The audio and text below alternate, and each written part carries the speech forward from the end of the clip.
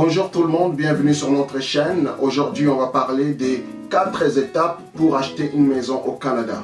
Alors, il est bien évident que c'est le rêve de la majorité de la population de pouvoir s'acheter un jour une maison, de pouvoir avoir un chez-soi. Ce n'est pas une absolue nécessité, mais parce qu'il y a aussi tout un mouvement aussi des gens qui ne veulent pas du tout acheter, qui promouvoient l'effet de louer. Donc ça fait partie des choix que les gens ont, mais la majorité d'entre nous veulent pouvoir acheter une maison dans la vie. C'est toute une quête de vie parfois. Parfois le bonheur se résume à l'achat d'une maison. Parfois la réussite dans la vie se résume à l'achat au moins d'une maison. Et donc peu importe le nombre de maisons que nous avons, le processus est principalement le même. Donc il faut 4 étapes pour pouvoir acheter une maison, que l'on soit un travailleur, que l'on soit, on va se concentrer surtout sur un travailleur, mais il peut y avoir aussi des entrepreneurs, des travailleurs autonomes, des sociétés, tout ça, mais on va vraiment résumer, on va parler vraiment de façon générale d'une seule catégorie des gens, qui est la catégorie des travailleurs. Et puis on va voir en 4 étapes qu'est-ce qu'il faut, qu'est-ce que les banques demandent, qu'est-ce que le gouvernement exige pour pouvoir acheter une maison au Canada. Déjà, la majorité des gens n'achètent pas cash comme dans beaucoup de pays. Alors, ici au Canada et en Amérique du Nord de façon générale, les gens achètent à crédit, c'est-à-dire à une hypothèque. On va à la banque, on va donner un 5%, on va donner un 15%, 20%, n'importe quel pourcentage, souvent maximum 20%. Il y a des gens qui donnent aussi un peu plus, mais par la loi, c'est 5% qu'il faut donner. Et donc, ou sinon, encore une fois, c'est 20% si on ne va pas avec une assurance. La première des choses que les banques exigent pour pouvoir acheter une maison, c'est d'abord un crédit. Vous pouvez bien avoir toutes les autres conditions, les 3 conditions réunies, mais le crédit, si le crédit n'est pas bon, ça ne passe pas. Avant la Covid, la cote de crédit 600, c'était le minimum acceptable. Depuis la Covid, ça tombe maintenant à 680, code minimum qui est exigé pour pouvoir s'acheter une maison au Canada. Donc, la banque, quand vous allez faire une demande d'hypothèque, la banque ne va pas regarder toute autre chose en premier. La banque, elle va se concentrer sur votre crédit. Parce que la banque ne veut pas faire le travail inutilement, de vérifier d'autres choses et puis arriver à la fin sur les crédits, mais ça ne passe pas. Donc elle commence par les crédits pour s'assurer que vous êtes quelqu'un qui peut s'acheter une maison. Vous allez voir également les types de, si vous avez des dossiers en recouvrement, si ces dossiers sont payés, si vous payez à temps, si vous n'êtes jamais en retard dans des paiements, et toutes ces choses-là. C'est vraiment pour s'assurer qu'on fait affaire avec quelqu'un qui est responsable. Alors idéalement, 2 ans avant de pouvoir s'acheter, s'assurer que le crédit est bien, bien les gérer, bien les garder, de sorte qu'au moment que vous allez acheter, il n'y ait pas de problème. Parce que les banques veulent voir les 2 dernières années. Donc c'est les 2 dernières années qu'ils veulent absolument voir. Parfois ils peuvent aller à 3, mais vous, assurez-vous au moins que les 2 dernières années, vous avez un bon 24 mois d'historique de crédit qui est bon. La deuxième étape, c'est votre emploi. La banque veut s'assurer que vous avez un emploi pour pouvoir, si jamais on vous prête l'argent, la banque va être en mesure de savoir que vous allez lui rembourser. Donc la banque va demander à ce que vous ayez déjà passé 3 mois de probation à cette nouvel emploi pour pouvoir vous qualifier. Maintenant, ce n'est pas la seule condition. Le plus longtemps normalement qu'on est dans un emploi, le mieux c'est, parce que normalement c'est 2 ans que la banque veut s'assurer que vous avez un 2 ans d'emploi stable. La banque aime la stabilité dans tout, dans les crédits, dans l'emploi, dans les revenus, etc. Et donc la banque va s'assurer que vous avez un emploi stable depuis 2 ans. Maintenant, vous pouvez avoir un nouvel emploi si vous êtes toujours dans la même industrie. Par exemple, je travaille dans les finances. Si je travaille dans les finances et que ça ne fait pas 3 mois que je suis dans un nouvel emploi, si mon dernier emploi auquel j'ai passé 2 ans ou même 1 an et 9 mois, mais en ce moment-là, cet emploi-là, s'il est également dans la finance, ça veut dire que je suis dans le même secteur, dans la même industrie, donc ça, c'est un avantage. Parce que j'avais dit que je vais parler un peu aussi des travailleurs autonomes, Les travailleurs autonomes, c'est des gens qui travaillent donc pour eux-mêmes. Ces gens qui travaillent pour eux-mêmes, qui sont à leur compte, qui n'ont pas de chèques de salaire. En ce moment-là, ce sont des commerçants, des entrepreneurs, etc. Et ces gens-là, ils doivent pouvoir présenter les états financiers, donc c'est-à-dire les avis des cotisations des 2 ou 3 dernières années, selon les banques. Parfois c'est 2, parfois c'est 3.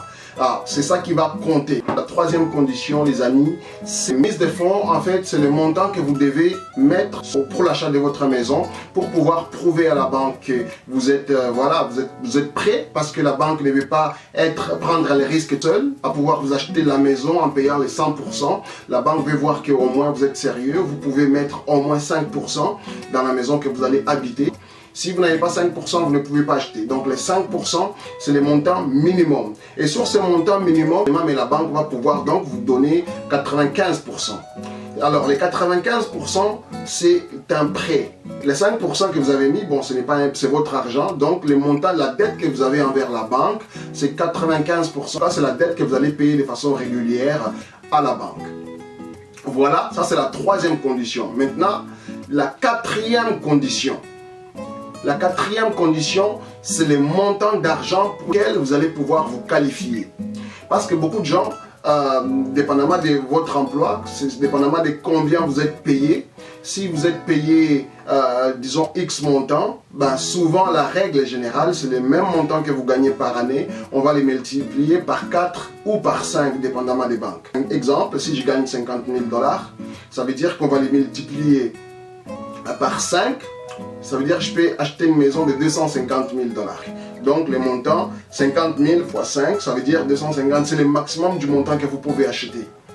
Si vous voulez acheter, ça veut dire que vous pouvez acheter une maison de 100 000, de 50 000, ça existe oui dans des coins les plus reculés, 100 000, 150 000, ça peut toujours exister. Et puis 200 000, ce qui commence à être normalement le minimum dans des villes. On peut aller 220, 230, maximum qu'on peut avoir c'est 250.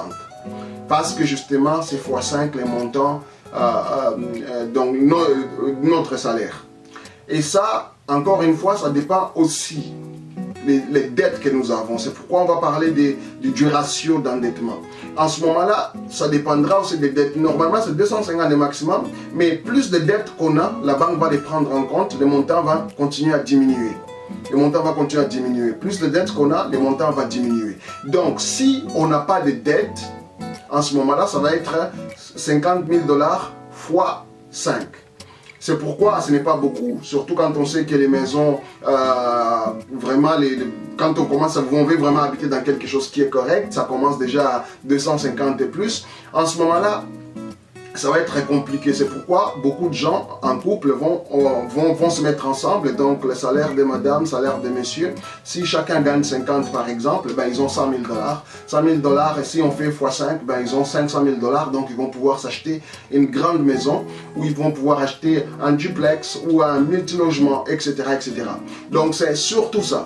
Maintenant, c'est bien beau de pouvoir prendre une grosse maison, pouvoir prendre tout ça. Le problème, c'est les paiements mensuels, parce que vous ne voulez pas juste commencer à payer les logements et puis avoir plein de problèmes financiers. C'est là qu'arrive le jugement maintenant de chaque personne, parce que beaucoup de gens tombent facilement dans les tentations de pouvoir s'acheter une maison au-delà de leur capacité financière, et donc ça peut causer des problèmes un peu plus tard. Donc, vous allez voir que quelqu'un achète une maison, quelques mois plus tard, la maison est en vente parce que justement, ils n'arrivent pas à payer et la banque va réapprendre sa maison. Justement parce qu'on n'a pas pu faire le bon calcul au départ. Ça, c'est un problème effectivement. Donc, ici, on vient de voir les 4 étapes. Les 4 étapes pour pouvoir s'acheter une maison au Canada. Bien évidemment, il y a d'autres étapes entre ces étapes que je viens de donner et avant ces étapes, après ces étapes. Mais ça, ce sont des étapes beaucoup plus techniques.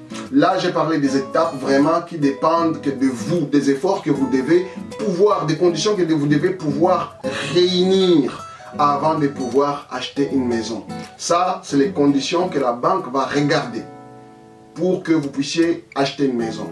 Si ces 4 conditions ne sont pas réunies, je ne vois personne qui peut acheter une maison à moins d'arriver avec son argent cash. Et maintenant, ce n'est pas tout il y a des gens qui vont faire des heures supplémentaires. Quand on fait des heures supplémentaires, ben on peut avoir justement cet argent peut être comptabilisé dans notre salaire.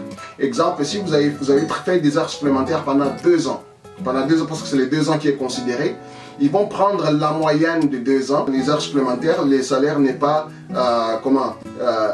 égal sur chaque paye, va différer. Donc on va prendre la moyenne de 2 ans.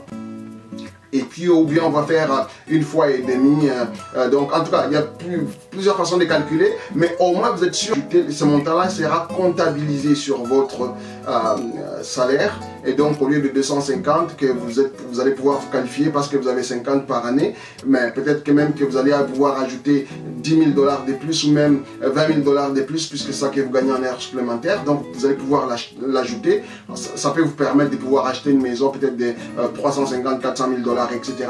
à cause des heures supplémentaires. Mais les heures supplémentaires, il faut absolument que ça fasse 2 ans au complet. À ce moment-là, c'est pourquoi les banques veulent s'assurer que ce n'est pas seulement quelque chose que vous avez commencé il y a 3 mois ou il y a 6 mois, mais c'est quelque chose que vous avez fait au moins pendant 2 ans de suite.